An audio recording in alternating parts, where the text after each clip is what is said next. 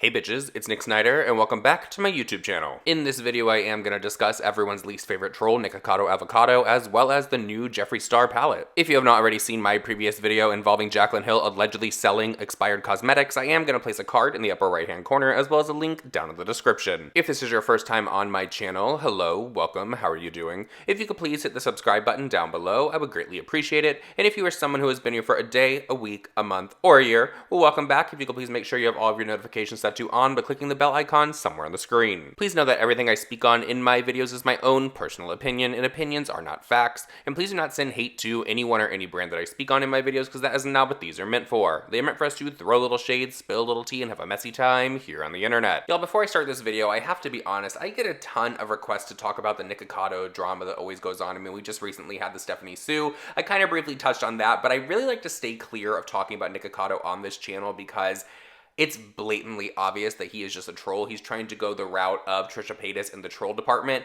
And trust me, trust and believe, I enjoy watching a train wreck just as much as the next person. But when it starts to become blatantly obvious that everything they do is just a troll maneuver to get views, to get people talking, to get clicks, that's where I really check out on a situation. So a lot of the stuff that Nikocado gets into, I'm kind of just like, meh, it's just another antic to try to get some views. But now Nikocado is out here copyright striking channels, threatening to have channels taken down, and I'm like, girl, are we just really going to allow Nikocado to come out here and abuse the copyright system here on YouTube? Now, I am not sure if maybe views are down for Nikocado right now. He doesn't have anyone else to get him drama with, or he just wants a ton of videos being made about him, because I have noticed on his social media, he is always saying things like, I can't wait to see how many videos are made about me this week. So this could honestly just be an attempt for that, because there's a channel out here called HushBang that has received 3 copyright strikes now from Nikocado Avocado. And if you're not familiar with how the copyright system here on YouTube works, 1, it's flawed as hell, but 2, if you get 3 copyright strikes, they will terminate your channel. I did receive this screenshot from Dustin Daly's video, so I hope we don't have a real fucking problem.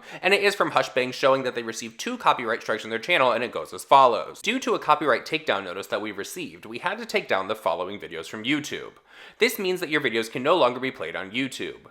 You now have 2 copyright strikes. If you get one more copyright strike, we'll have to disable your account. To prevent that from happening, please don't upload videos containing copyrighted content that you aren't allowed to use. I'm not sure if Nikocado is putting these copyright strikes onto HushBang's channel to try to silence them, or if he knows that if they want to keep their channel, they have to make a counterclaim to him, where they would have to enter all of their personal information. So I don't know if he's trying to figure out exactly who the channel is so he can use that at a later date to benefit himself. But it looks like Nikocado has placed a 3rd copyright claim onto HushBang's channel. She still posted on Twitter that she has been in contact with HushBang, and they sent her the receipt of another video takedown, and it goes as follows. Video taken down.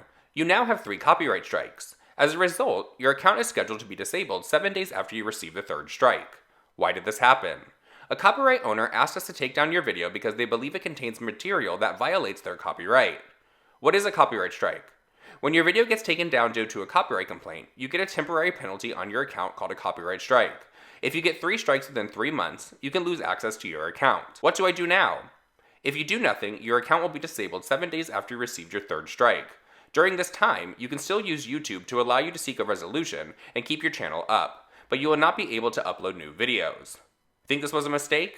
You can file a counter notification or ask the copyright owner to retract their claim. Now, I know that I've seen at least one of those HushBang videos from back in the day about Nikocado, and everything that I saw in that video, in my eyes, would be considered fair use. So this, to me, is Nikocado just targeting one channel that maybe he doesn't like their opinions or their views about what he's doing online, and he's trying to silence them. But what is even more crazy about that to me is Nikocado does a lot of stuff for shock value. He's always out here on Twitter saying, like, I think that people would be more happy if I was just dead, trying to get a little bit of attention. So it really is crazy to me that he would try to silence a channel that is giving him exactly what he wants, that is giving him attention, giving people more insight onto Nikocado so they want to go over to his channels, mind you, and see what he's all about, which in turn gives him more views and probably more subscribers. I really hope that YouTube does something about their copyright system and how people can go about placing a copyright complaint against one of your videos just because they do not enjoy your opinion or what you have to say about them or their brand. I mean, most recently we saw Makeup Geek owner Marlene Estelle copyright a video and have it taken down,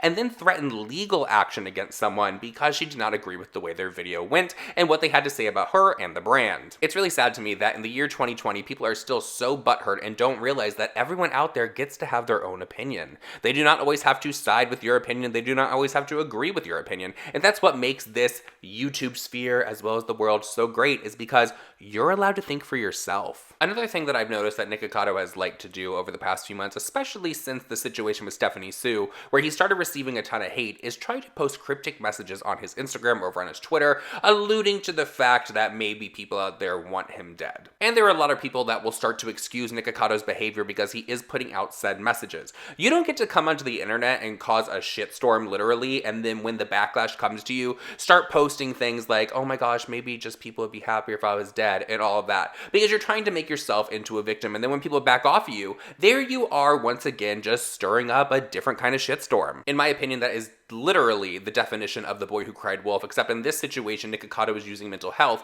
to try to pull on the heartstrings of people to get them to back off of him and leave him alone until the next issue. Please let me know all of your thoughts and opinions down below about Nikocado and his recent behavior online, and now let's talk about Jeffree Star and his new palette. There are many people that are feeling let down because Jeffree Star has unveiled his new Bloodlust palette, which is going to launch on February 21st, and it wasn't exactly what everyone thought it was going to be. Ever since Jeffree Star announced that the Bloodlust palette will be coming soon, sleuths out here were literally on Twitter posting, he's wearing a purple wig, he's using a purple Jeffree Star straw, he has purple nails. What could this mean? Are we finally getting the purple palette that everyone has been wanting? Judging by the packaging and the image that is on the front of it, a lot of people are like, oh my god, we are finally getting a royal purple palette. There's going to be many royal colors in here, there's going to be gothic moments in here, and it turns out it has a lot of pinks. Jeffree did go on Instagram to address the issue that people were having with the palette, and here's what he had to say. Well, hello everyone. Okay, I'm hopping on here. I was just reading thousands of comments on my videos. I'm seeing 90% everyone is dying, gagging, and living,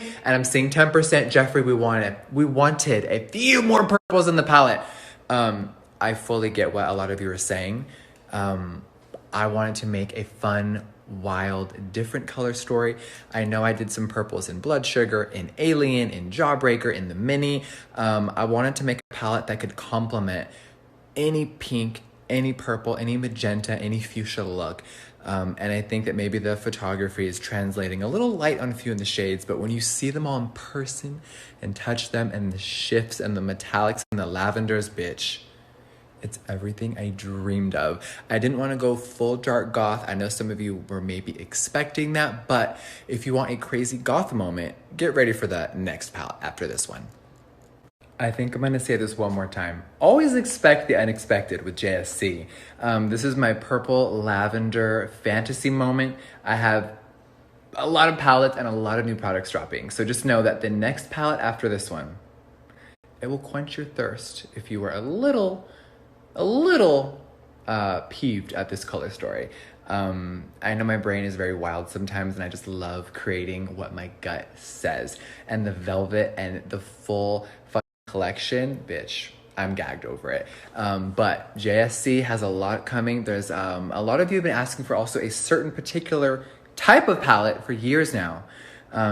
Everything's in the works. I got you guys. I love you. Mwah. I have to be honest, I do think the color story in this palette is very pretty. I have seen a lot of people say that those look like they're going to be very ashy shades, and a lot of people are not going to be able to wear them for that reason. So I'm curious, what is your opinion about the color story that is going on in this Bloodlust palette? The first time that I saw it, though, let's talk about the packaging. I did think, that looks like it's going to get dirty as hell. Y'all remember the modern renaissance from Anastasia Beverly Hills and what that looked like a few months after people using it? This palette to me looks like it is going to get dirty. Is the packaging pretty? Yeah, it is, but I think that it's not, girl, it's going to look a mess after about a month of use. But also, I thought, that looks like a Crown Royal bag, so I don't know if maybe Crown Royal is having a shortage now over the fabric that they put their bottles in, but Jeffree Star bought it all, girl. Something else that I noticed in Jeffree Star's video is at the beginning when he was talking about the packaging and how it's going to ship, he showed that he is now putting a bumper around the actual palette to try to make it so the shadows don't break in transit. I have to be honest, I've seen other brands do this before, and I'm surprised that it is just now